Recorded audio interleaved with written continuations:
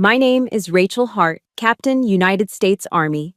At 32, I thought I'd left the ghosts of Omaha behind for good. But as I walked into courtroom number 3, the smell of old oak polish and the tense, heavy silence hit me. And suddenly I was 19 again, the cast-off daughter. My mother, Helen, hissed through her teeth, her voice a low, razor-sharp whisper. Rachel, do not embarrass us. Sit in the back and be quiet. My father, Robert, didn't even grant me a glance, his eyes fixed on his lawyer as if I were nothing more than a shadow that had momentarily darkened the doorway. To them, the uniform I wore wasn't a symbol of service. It was the evidence of my rebellion, my failure. They didn't know this uniform had given me a purpose, and law school had given me a weapon. They thought they had summoned me here to witness their power. They had no idea they had just summoned the judge who would deliver their verdict.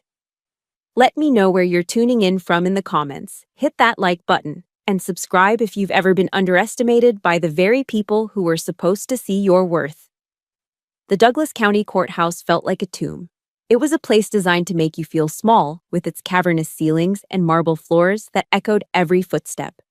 For me, it was familiar territory, but not like this. Not as a spectator to my own family's drama.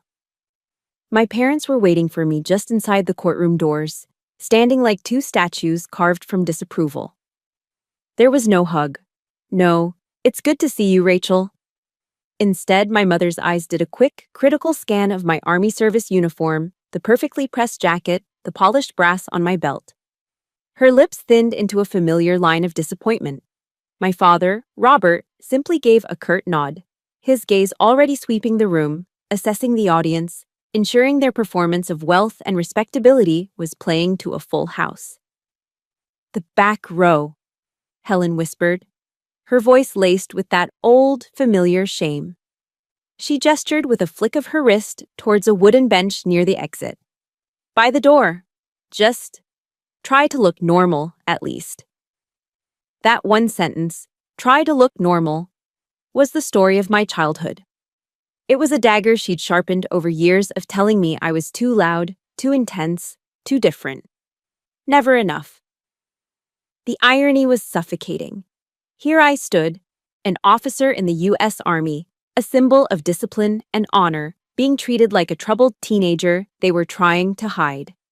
The injustice of it all, a feeling I knew as well as my own heartbeat, coiled hot and tight in my gut. I didn't say a word. I simply gave a nod that was all military precision and walked to the seat they'd assigned me, my back straight, my movements controlled. I was a soldier, and I knew how to follow an order, even one that felt like a slap in the face. I sat and watched them take their seats in the front row, their lawyer fawning over them. They were the stars of this show, landlords of a downtown apartment building, defending themselves against a lawsuit from a tenant. A minor inconvenience, they'd called it on the phone. A nuisance. They had summoned me back to Omaha not for support, but as a prop. The wayward daughter, forced to come home and witness their power, their influence. I was to be a silent testament to their world, a world I'd so spectacularly failed to join. The bailiff's voice boomed, "All rise," and Judge Holbrook entered, a severe-looking woman with graying hair and an air of no-nonsense authority. The room settled, the preliminaries began, and then the moment came. "Calling the case of Mitchell versus Hart," the clerk announced. "Counsel, please state your appearances." My parents' lawyer stood up, a man whose tailored suit probably cost more than my first car. He began his introduction.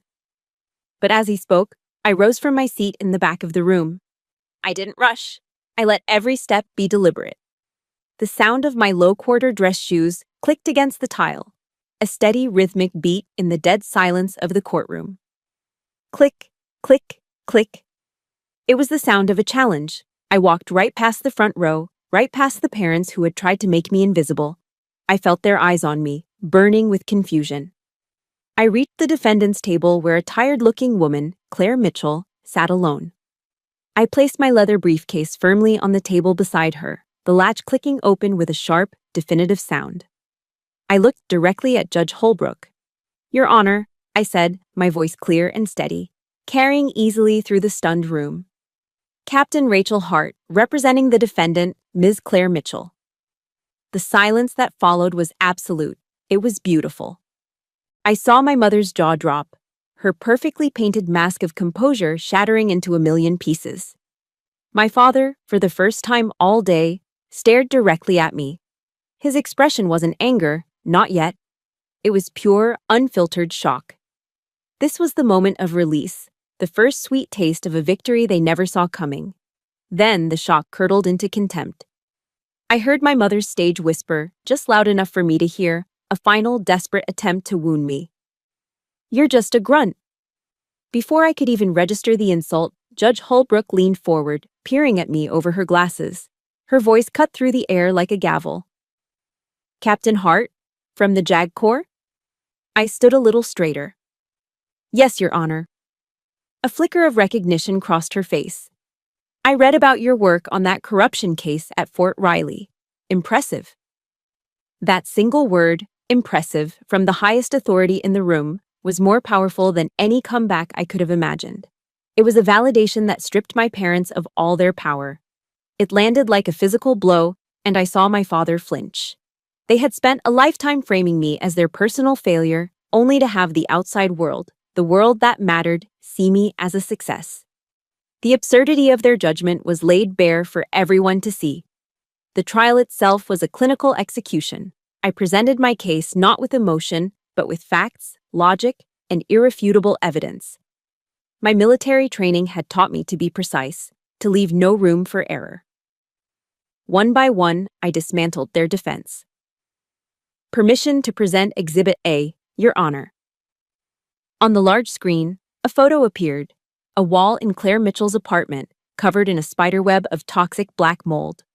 I followed it with the city health inspector's report, which detailed multiple code violations. Then came the medical bills for Claire's asthmatic 7-year-old son, whose condition had worsened dramatically since moving in. My voice was even, almost monotone.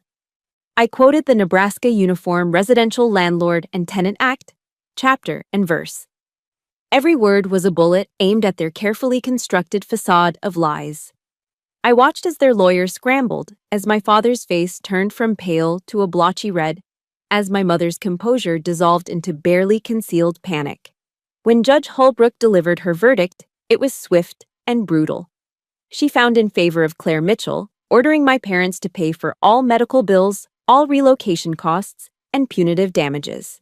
She mandated they bring the entire building up to code within 60 days or face further fines. It wasn't just a legal ruling, it was a judgment on their character.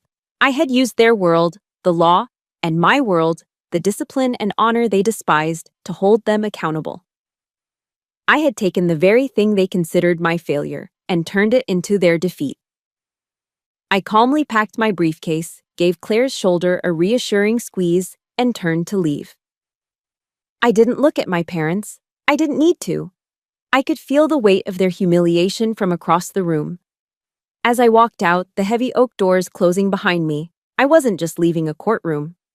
I was walking away from the stage where, for the first time, the truth had finally been told. The adrenaline from the courtroom faded as I drove, leaving a hollow ache in its place.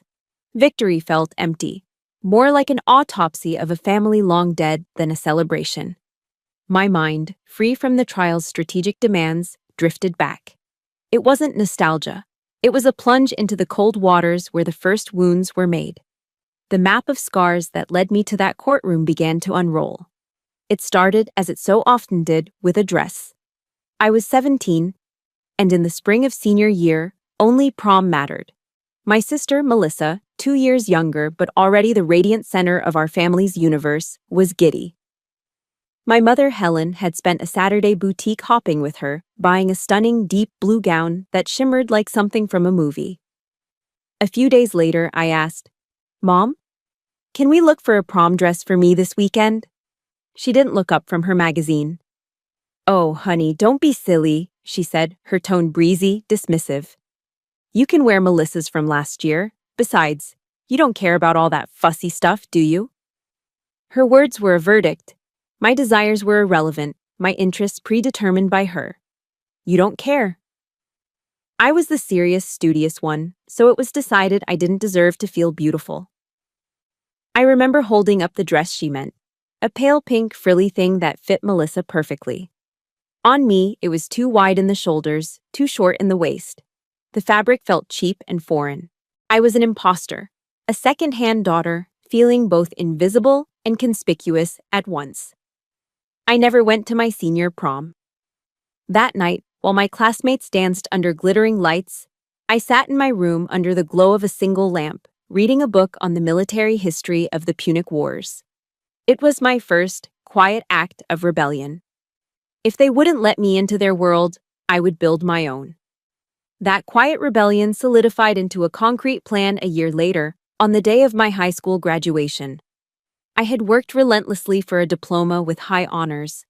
A small, naive part of me held out hope that this, finally, would be enough. This, they would have to acknowledge. I stood backstage, listening for my name, my heart pounding. When Rachel Hart was called, I walked across the stage, my eyes scanning the crowd for their faces, and then I saw them. 2 empty chairs in the section reserved for the Hart family. They weren't there. The smile I had practiced for weeks faltered. I shook the principal's hand, took my diploma, and walked off stage, a cold knot forming in my stomach. They showed up just as the ceremony was ending, breezing in with complaints about traffic on Dodge Street. Their apologies were thin, their annoyance at the inconvenience palpable. The celebration dinner I'd dreamed of, maybe at a nice steakhouse downtown, never happened. Instead, over a quick, tense meal at home, they made their announcement. "We have some wonderful news," my father said, beaming at Melissa. "We've decided to fund a trip to Europe for Melissa as an early graduation present," Melissa squealed with delight. I just stared at my plate, the food turning to ash in my mouth. My graduation, my achievement, had been erased and replaced with a reward for my sister. It was the moment I finally understood. It wasn't that I wasn't good enough, it was that in their eyes I simply didn't exist in the same way Melissa did. My successes were footnotes, hers were headlines. That night, the quiet rebellion in my heart became a declaration of war. I needed to escape. The army was my way out. It wasn't a sudden choice. It was a calculated plan for survival. I remember the day I told them. We were in the living room, the evening news droning on. I turned it off and faced them. "I've enlisted," I said. "I leave for basic training in 6 weeks." My father let out a short, sharp laugh. "The army?" he scoffed. "Rachel, that's for kids with no other options." My mother started to cry, but not from fear for my safety. They were tears of social humiliation. "What will the neighbors think?" she sobbed. "What will I tell the ladies at the club?" Their reaction was all the confirmation I needed. They saw my choice not as an act of service, but as a final, unforgivable act of social defiance. Their ultimatum: abandon this foolish idea or get out. I chose to get out.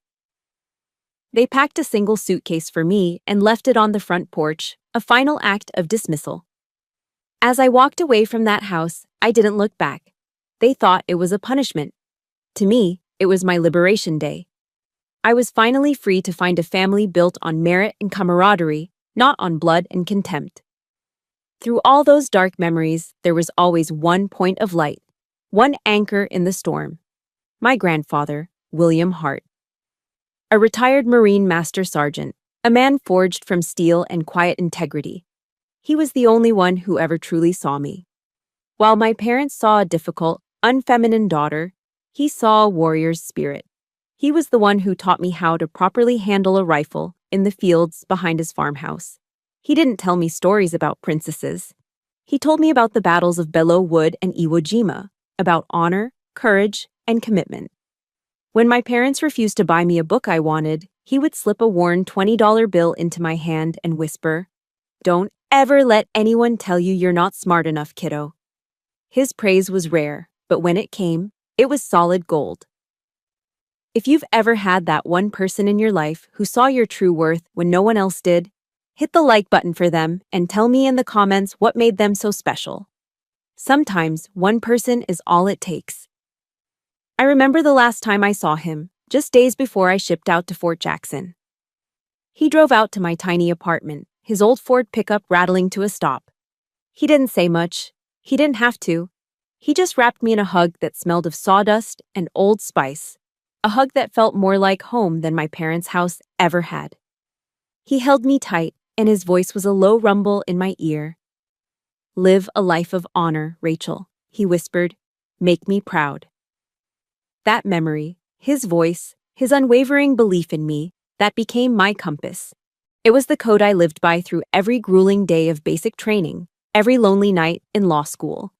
It was his legacy of honor that I carried into that courtroom. And it was his memory that, even now, served as a beacon, guiding me toward a truth far darker than I could ever have imagined. My grandfather's words, "Make me proud," echoed in the quiet of my hotel room. The man who had been my only ally was long gone. The victory in the courtroom, as righteous as it was, felt like a battle won on a lonely island. It was a familiar feeling. The path that had led me to become Captain Hart, the woman who could dismantle her parents in a court of law, was a road I had walked entirely alone. My mind went back to the sweltering, sticky heat of Fort Jackson, South Carolina.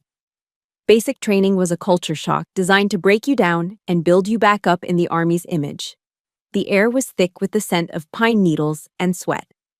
The days were a relentless blur of drill sergeants' voices, so loud they seemed to vibrate in your bones, and a physical exhaustion that went deeper than muscle. It was brutal.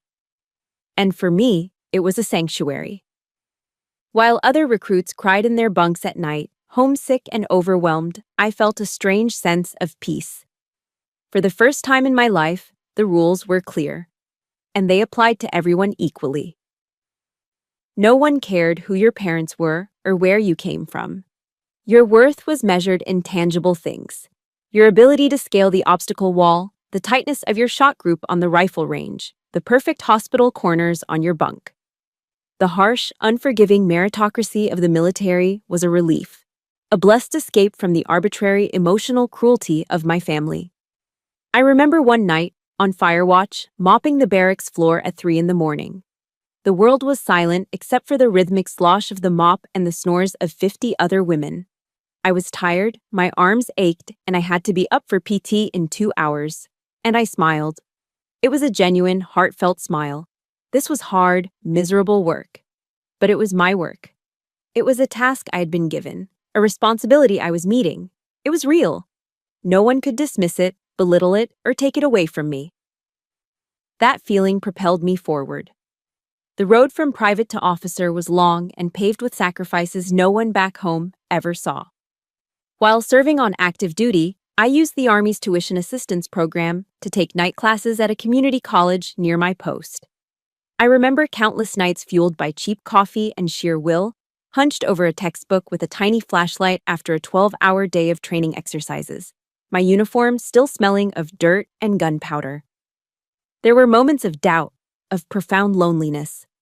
I recall a few of my male squad members who made it clear they thought I didn't belong, that I wasn't tough enough.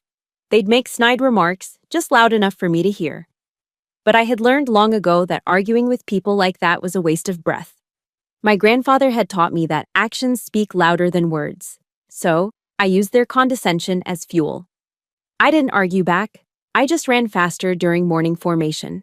I shot better on the range, earning the expert marksmanship badge they all coveted. I scored higher on every written exam. Slowly, respect began to replace the sneers. It wasn't given freely, it was earned, inch by painful inch. When the acceptance letter for Officer Candidate School, OCS, arrived, it felt less like a celebration and more like the logical conclusion of a long, calculated campaign. It was a quiet, deeply personal victory.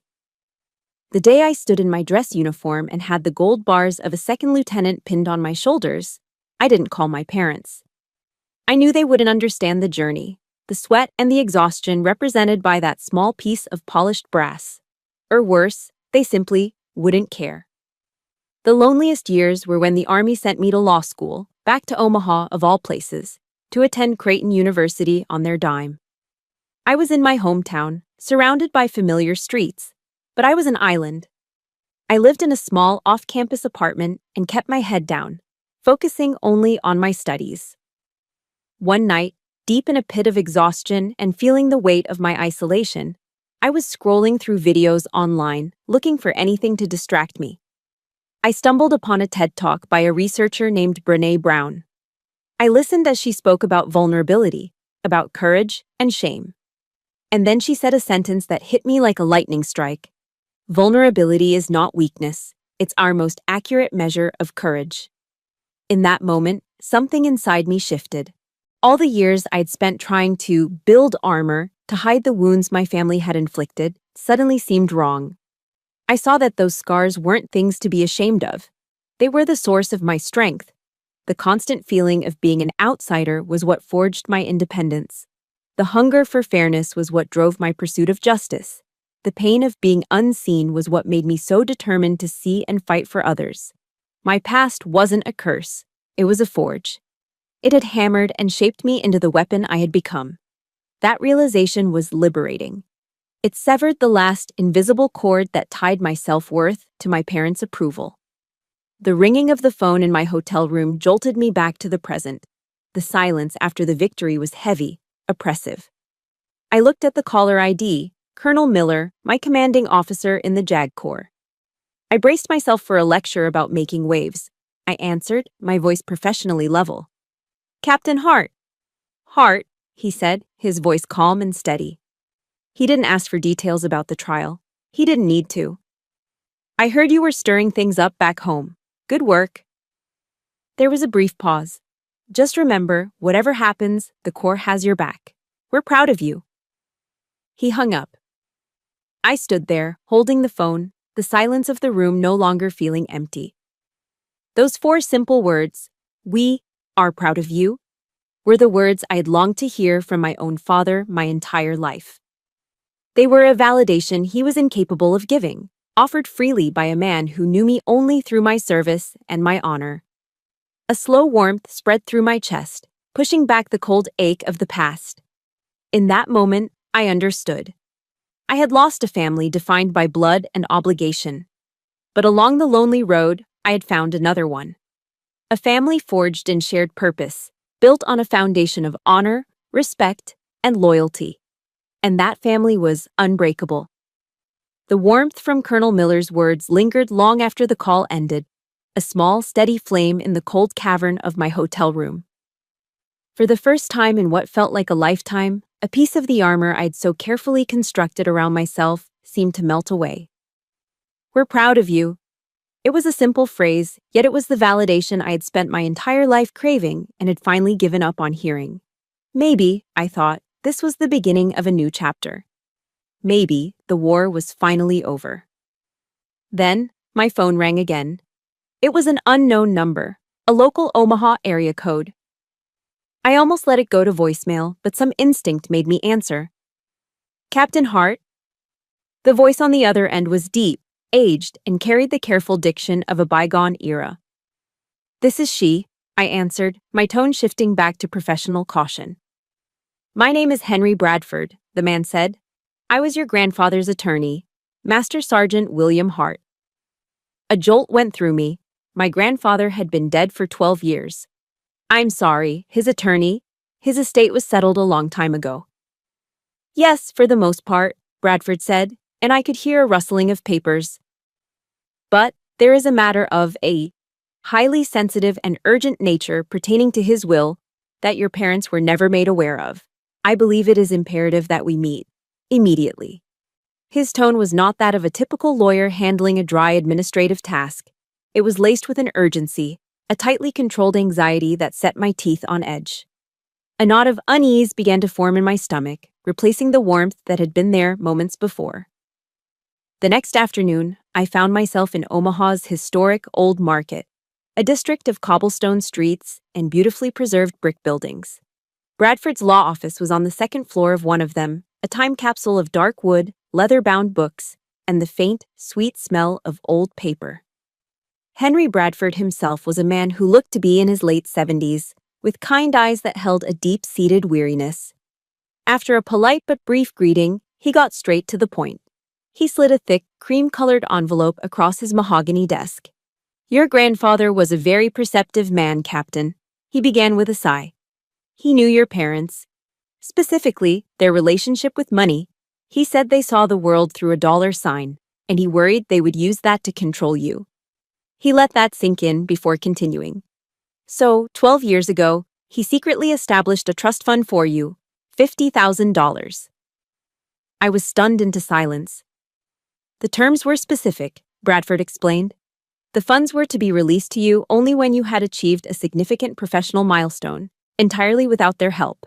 He wanted to ensure you had your own foundation, your own escape route if you ever needed one. He offered a small, sad smile.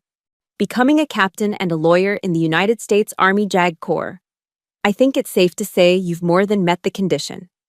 The money itself, which he explained had grown to nearly $60,000, was secondary. It was the act. It was a vote of confidence sent from beyond the grave, a final act of protection from the only man who had ever truly tried to protect me. There's more, Bradford said, his voice softening. He handed me another envelope, this one old and yellowed with age. He left this for you as well, to be given to you with the trust. My hands trembled slightly as I took it. It was my grandfather's handwriting, strong and sure. I unfolded the single sheet of paper, my heart constricting with every word. He wrote of his pride, of the warrior spirit he'd always seen in me, even when I was a little girl. He told me he was proud of the woman I was becoming. Then, I reached the final paragraph, and the air in the room grew cold. I'm making some changes to the will, Rachel. I'm planning on leaving you half of the farm. I don't trust your parents with it. I don't trust them, period. Their nature. It's a greed you can't possibly imagine. Be careful. The letter ended there. Abruptly. As if he had been interrupted mid-sentence. A chilling warning that hung unfinished in the silent office. Bradford must have seen the color drain from my face. He leaned forward, his expression grave, and finally unburdened himself of something that had clearly haunted him for over a decade. Captain? Rachel, he said, his voice dropping to a near whisper. Just before your grandfather passed, your mother came to see me. She was agitated, frantic almost. She kept asking, over and over, if William could alter his will without her knowledge.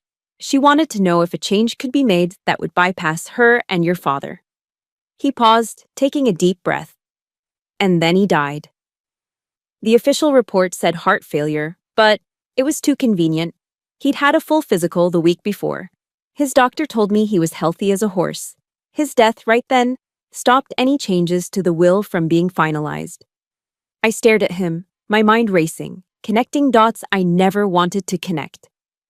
And one more thing, Bradford said, his eyes filled with a pained reluctance. I remember your grandfather's garden. He was so proud of it. He grew a lot of foxgloves along the back fence. He didn't need to say another word.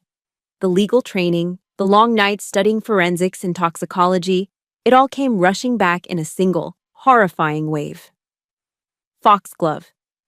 The beautiful bell-shaped flower was the natural source of digoxin, a powerful cardiac poison. In the right dose, it could induce a massive, untraceable heart attack. The world tilted on its axis. A version of events, an unthinkable, monstrous scenario, began to construct itself in my mind with terrifying clarity. The motive, a desperate need for the inheritance to stave off financial ruin. The opportunity. They were his children, constantly in his home. And the means, blooming innocently in his own backyard. My role as a daughter who had been wronged vanished, replaced by the cold, analytical mind of a JAG officer. The civil case in the courtroom downstairs was child's play compared to this. This was a capital crime. I left Bradford's office with a check I didn't care about and a letter that had just become the most important piece of evidence in the world.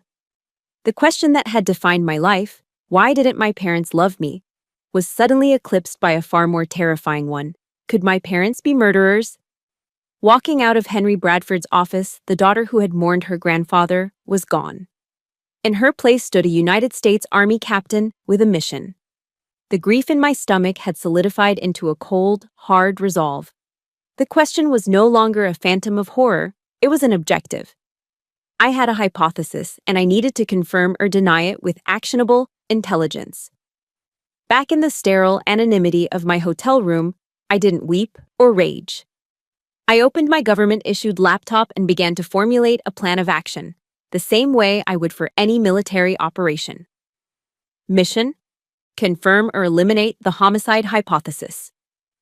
Primary target: Dr. Russell Hayes, signatory of the death certificate. Method of approach: direct action. Utilize surprise, psychological pressure, and the authority of my position. A quote from General George S. Patton I'd memorized came to mind. Prepare for the unknown by studying how others in the past have coped with the unforeseeable. I needed to understand the terrain. I spent hours conducting a deep dive on Dr.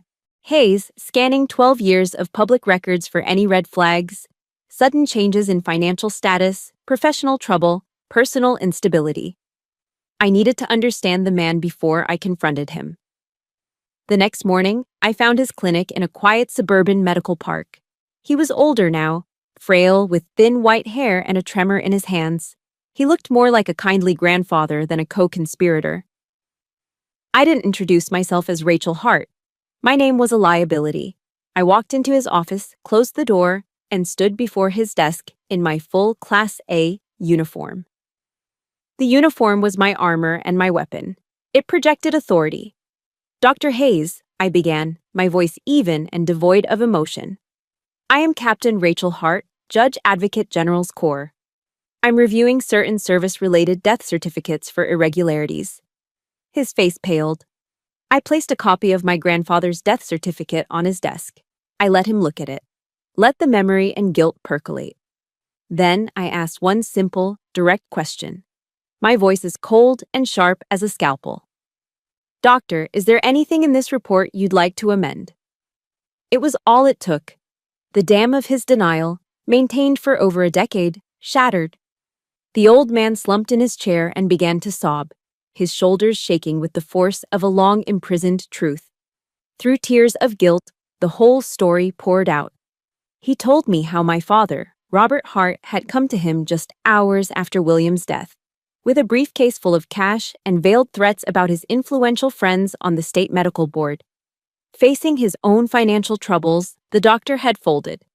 He agreed to falsify the report, listing cardiac arrest as the cause of death and omitting any toxicology screen.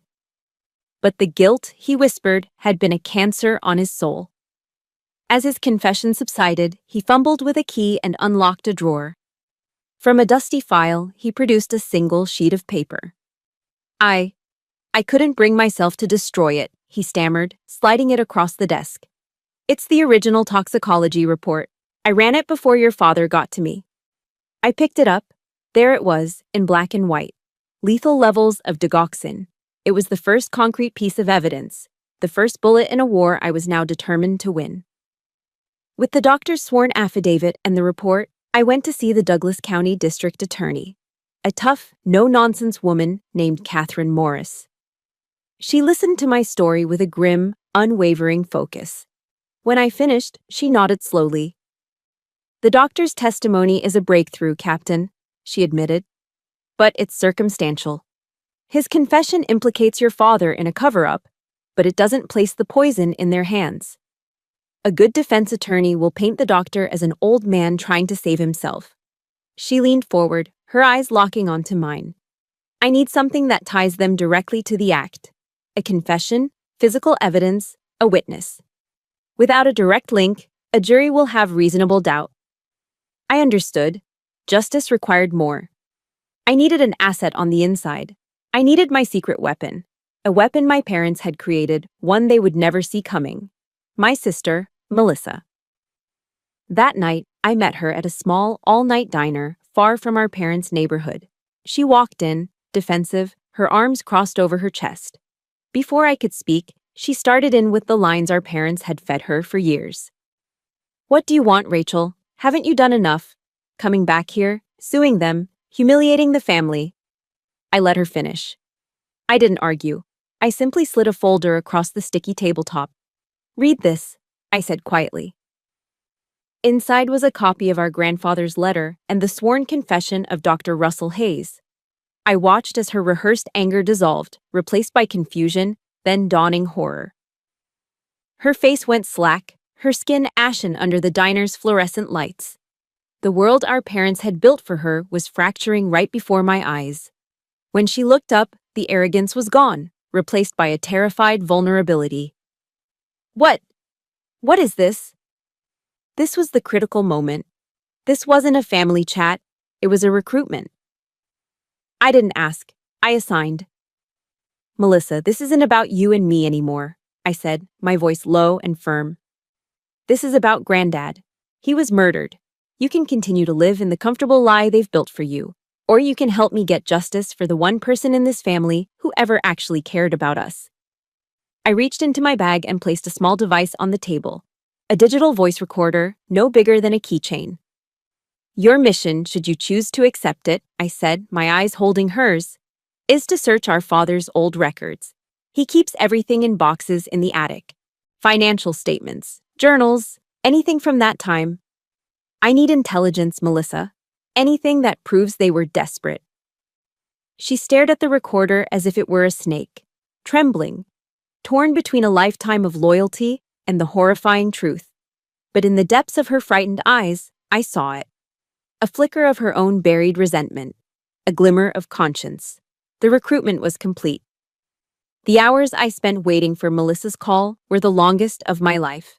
I sat in my quiet hotel room, the evidence I'd gathered spread out on the desk like a battle plan.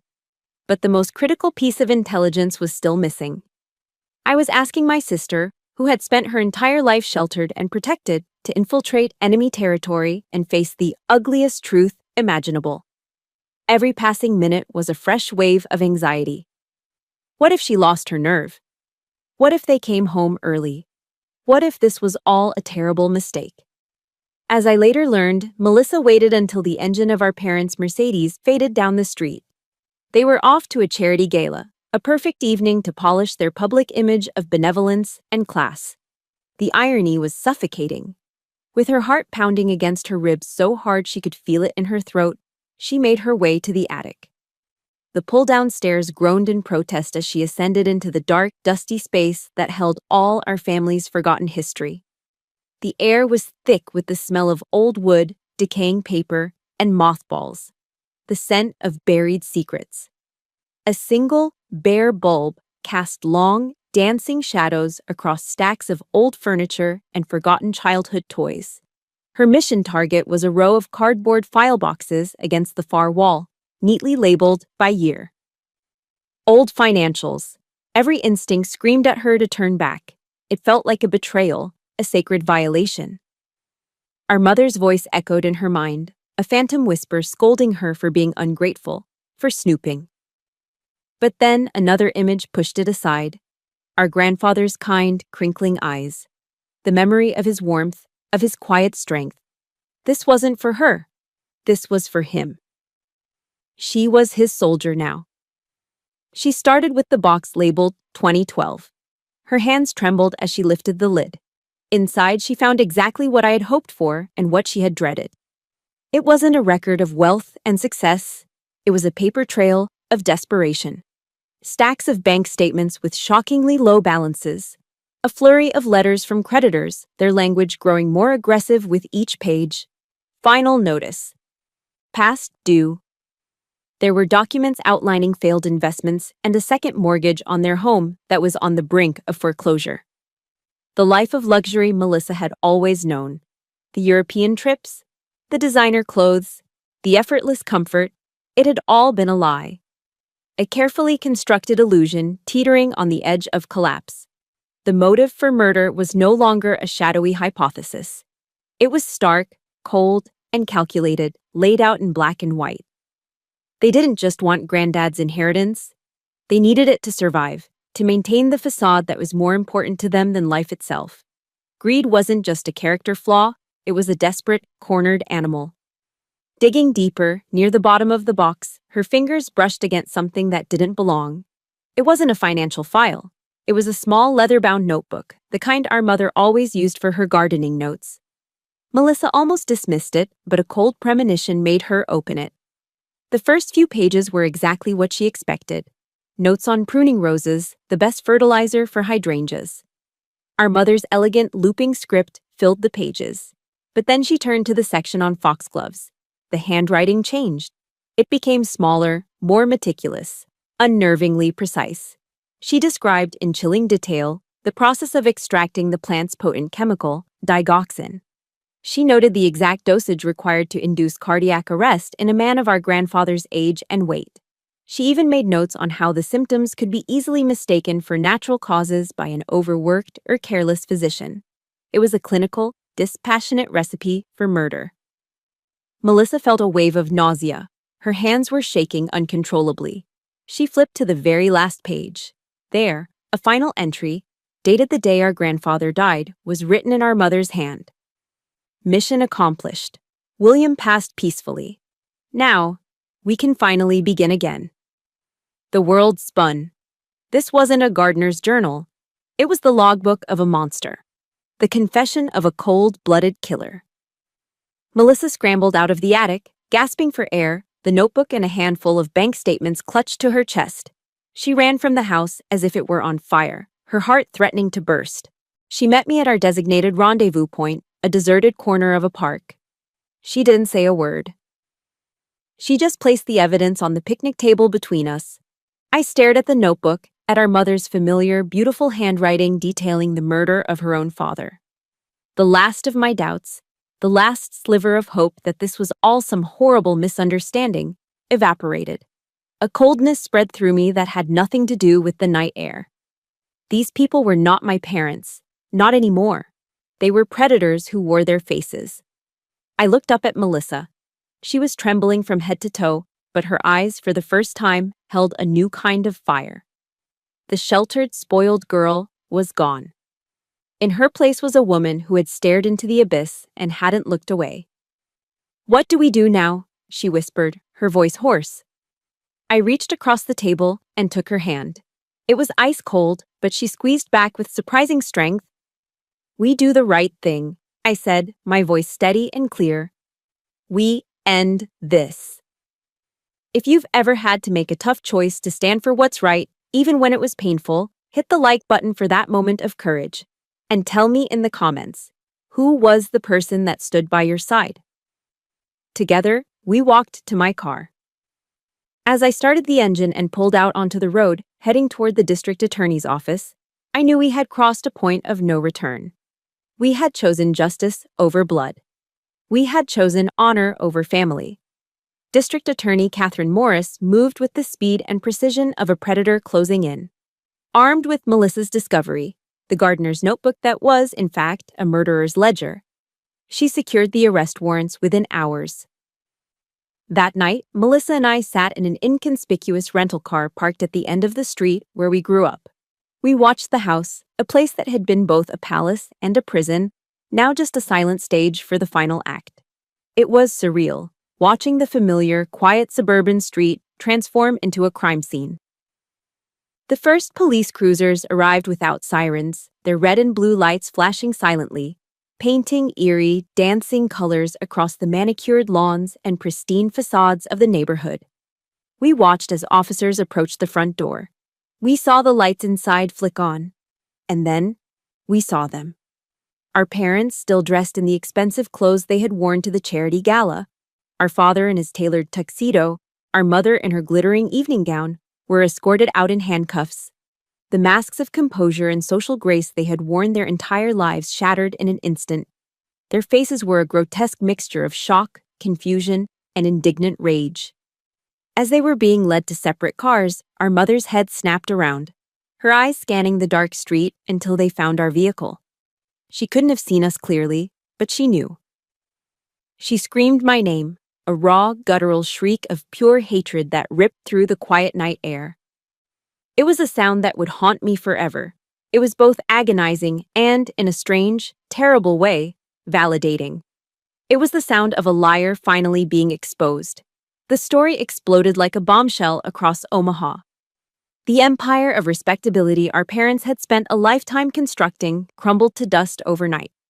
The local news channels ran with it, their headlines sensational and brutal. Prominent Omaha couple arrested in father's decade-old murder. Our house was besieged by a swarm of news vans and reporters, their cameras trained on the front door like vultures waiting for a carcass.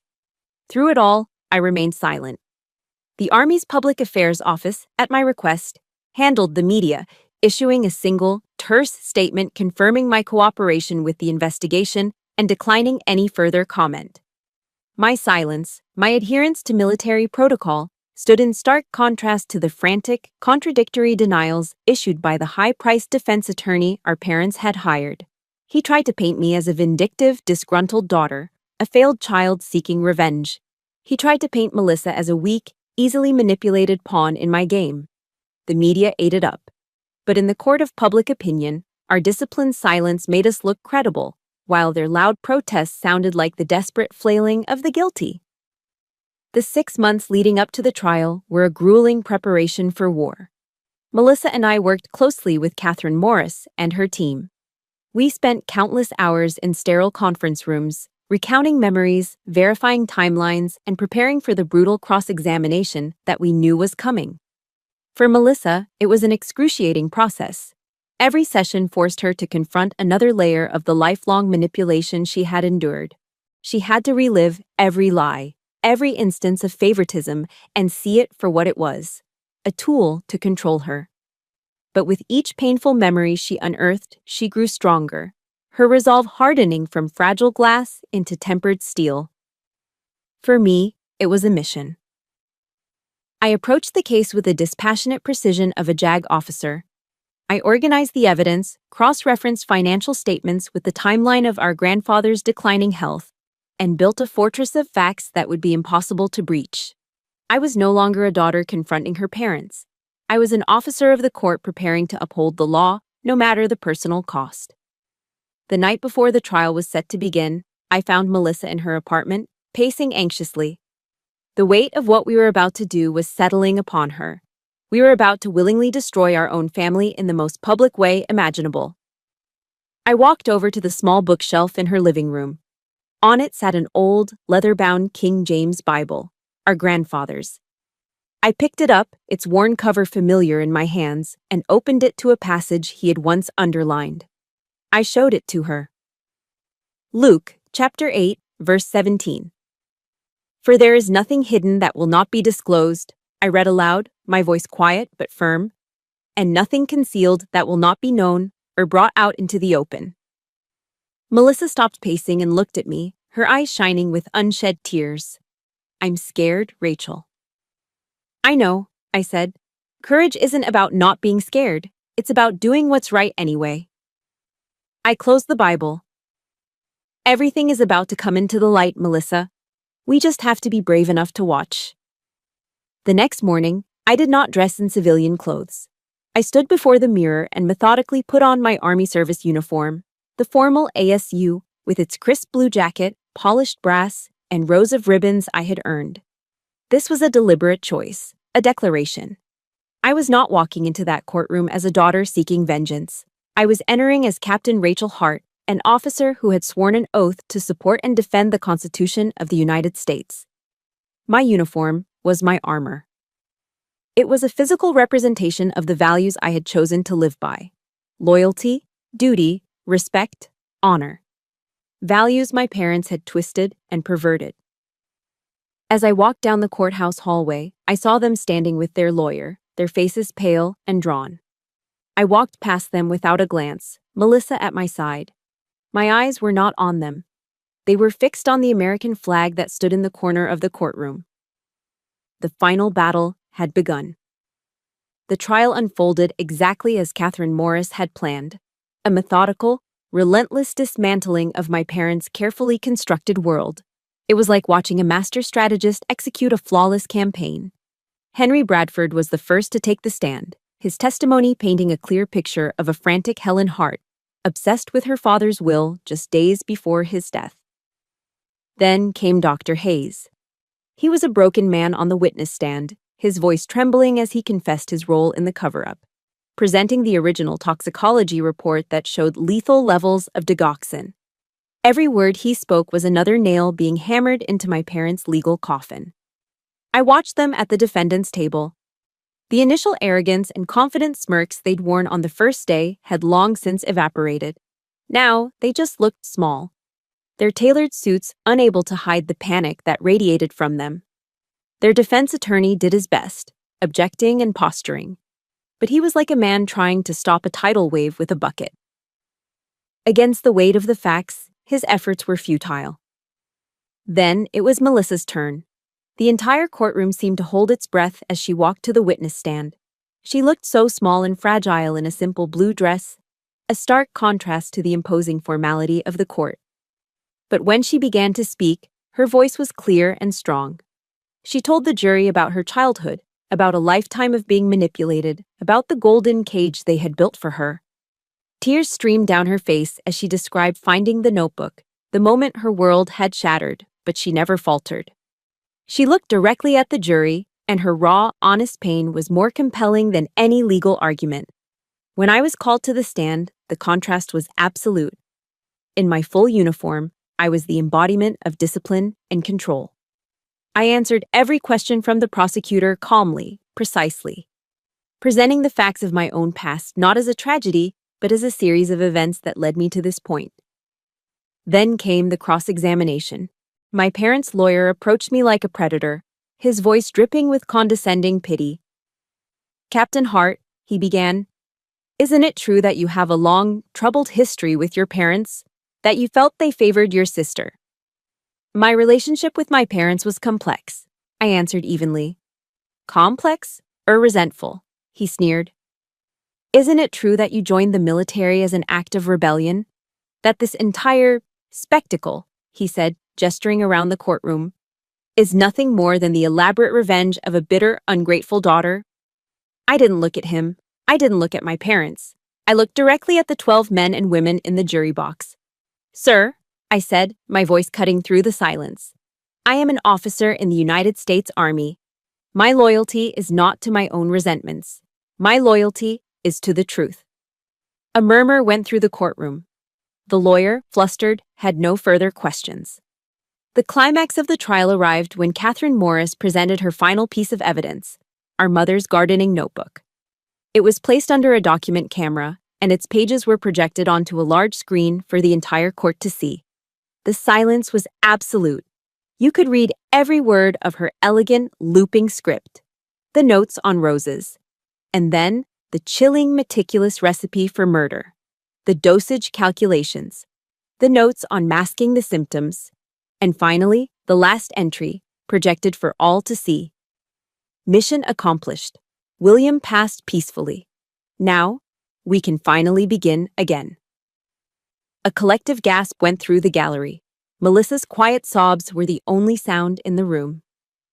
I glanced at the defendant's table. My father, Robert Hart, had slumped forward, his face buried in his hands in utter defeat. But my mother, Helen, just stared at the screen, her face a ghastly white mask of disbelief, as if she couldn't comprehend that her private, monstrous thoughts were now public knowledge. In that moment, the truth, undeniable and irrefutable, had finally burned their world to the ground. After 3 long weeks, the jury took only 4 hours to reach a decision. The tension in the room was a physical thing as we all stood for the verdict. The jury foreman, a middle-aged man with a grim face, handed the slip to the bailiff. He cleared his throat and read the verdict for the first count, murder in the first degree, against Helen Hart. On this charge, we the jury find the defendant guilty. A wave of relief, a collective exhale, swept through the room. He repeated the verdict for my father. Guilty. Conspiracy to commit murder. Guilty. Insurance fraud. Guilty. On every single charge, for both of them. Judge Holbrook, her face like stone, sentenced them both to life in prison without the possibility of parole. Justice, after 12 long years, had finally been served. As the bailiffs came to lead them away, my mother turned, her face contorted in a mask of pure fury. She looked directly at me, her eyes burning with a hatred so intense it was almost visible. "You did this!" she screamed, her voice echoing in the stunned silence. "You destroyed this family!" I stood my ground, motionless. And for the first time, I answered her directly. My voice wasn't loud, but in the quiet room, It carried with absolute clarity. "You destroyed it," I said, "when you violated the most basic values of honor and loyalty, values you could never understand." I turned and walked away, Melissa's hand finding mine. I didn't look back. I left my past in that courtroom, locked away behind steel bars, and walked toward a future that was, for the first time, truly my own. You would think that after the verdict, after justice was finally served, I would feel a sense of triumph, a soaring, cinematic victory. But the truth is, I felt none of that. As Melissa and I walked out of the courthouse, leaving the wreckage of our family behind, the only thing I felt was a profound, bone-deep exhaustion. The roar of the battle in my head had finally gone silent, and what was left was a quiet, hollow emptiness. The war was over, but victory felt a lot like loss. A week later, Melissa and I returned to our childhood home. It was no longer a home, just a house.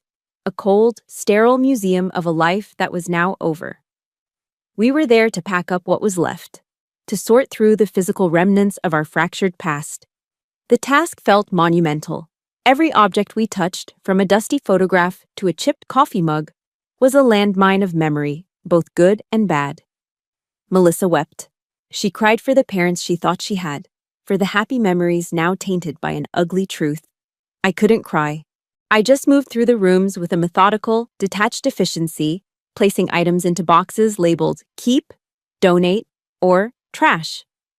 It was easier to focus on the task, to treat it like clearing a barracks, than to let the weight of it all crush me.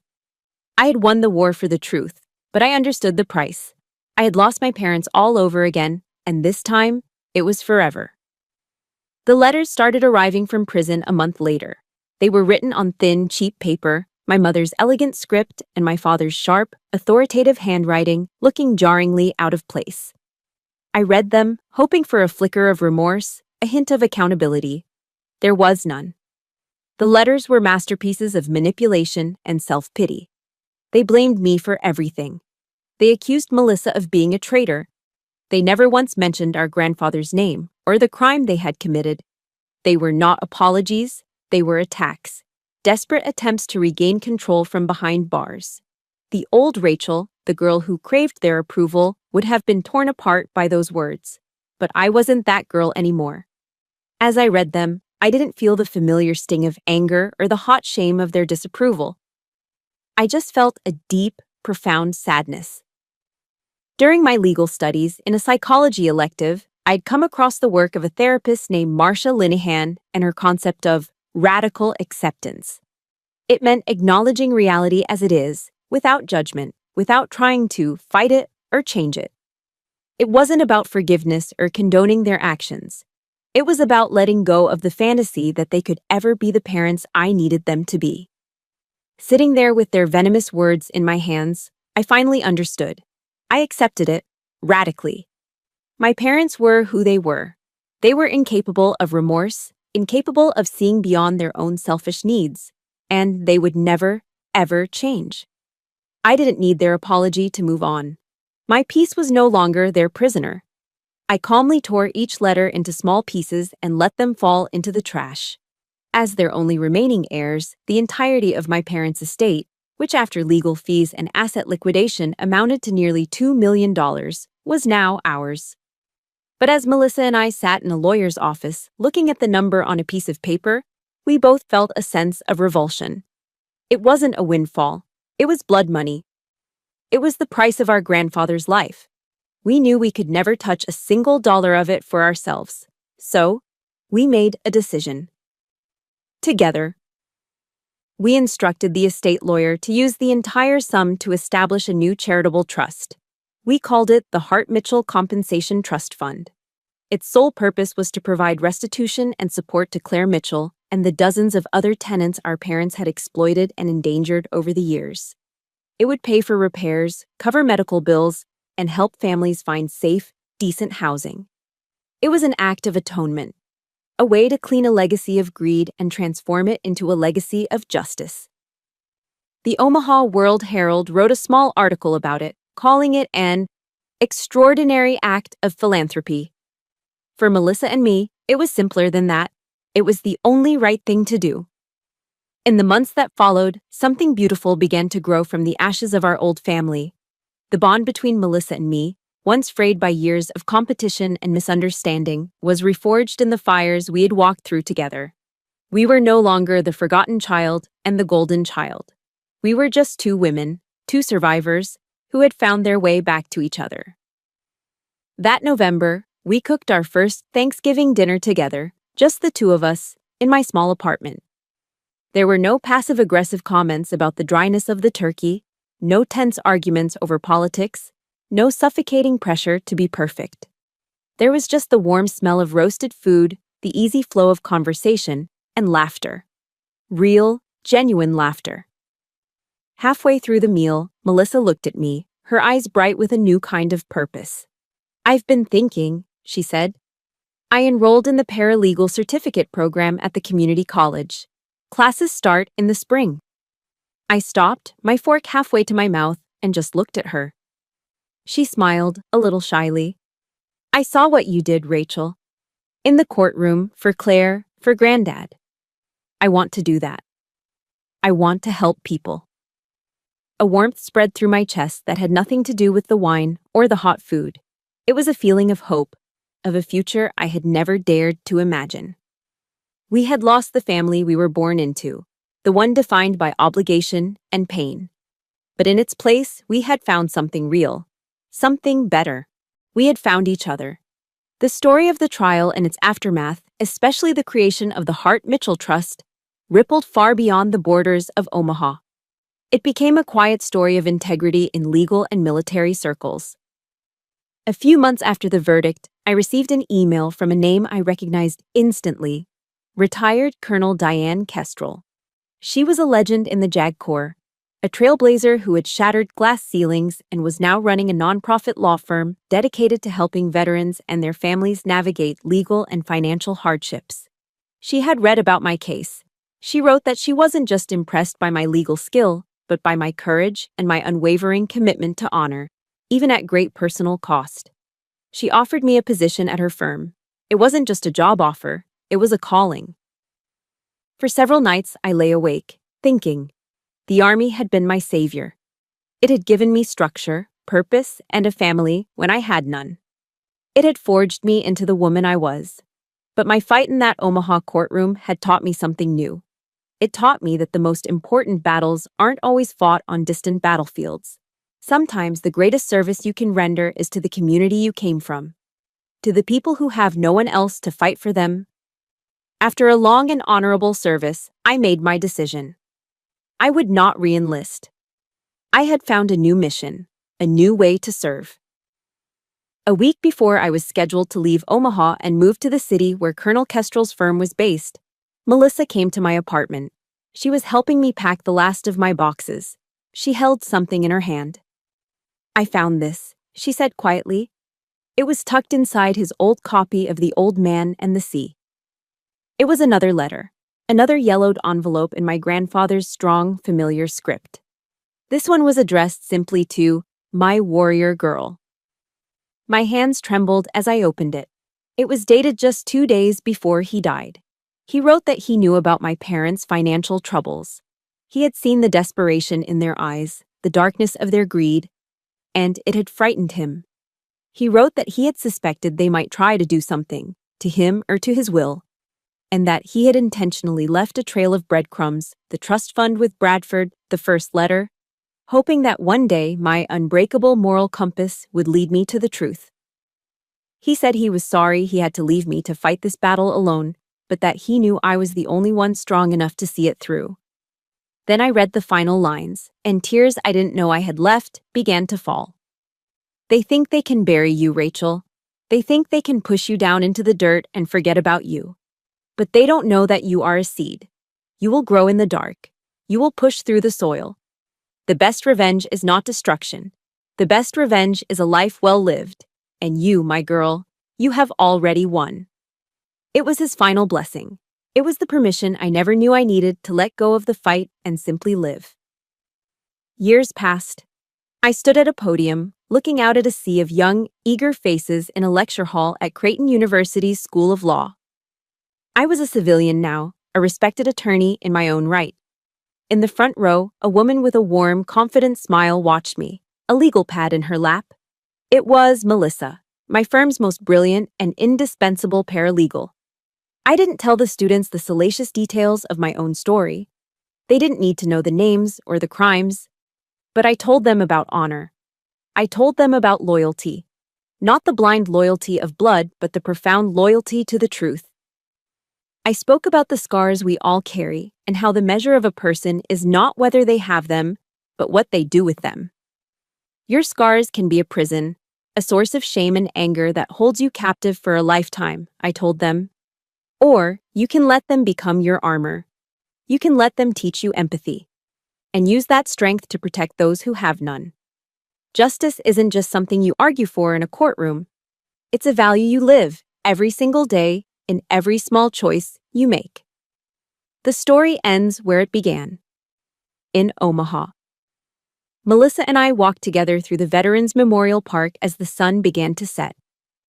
The late afternoon light cast a golden glow on the cool granite monuments bearing the names of the fallen. We didn't talk much. We didn't need to. We just walked, side by side, in the comfortable, easy silence that now existed between us. I had come back to the city I'd once run away from, but I wasn't running anymore.